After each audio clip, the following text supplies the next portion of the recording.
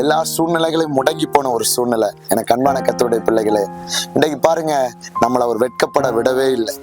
இதை பார்த்துட்டு இருக்கிற எனக்கு அன்பான கர்த்தருடைய தேவ பிள்ளையே, உங்களுடைய சூழ்நிலைகள் எல்லா இடத்துலயும் நெருக்கப்பட்டிருக்கலாம்.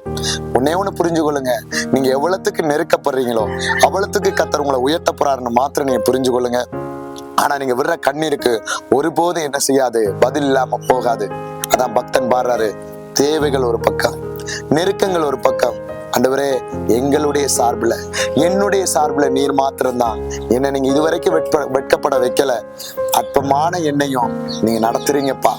எனக்கு அன்பான கர்த்தருடைய பிள்ளைகளே, சங்கீதத்துக்கு எழுதின புஸ்தகம் 34வது அதிகாரம் பாருங்க, அழகா சொல்றாரு. 17-18 வசனம்.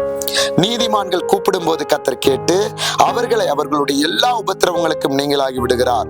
நொறுங்குண்ட இருதயம் உள்ளவர்களுக்கு கர்த்தர் சமீபமாய் இருந்து நறுங்குண்ட ஆவி உள்ளவர்களை இரட்சிக்கிறார்.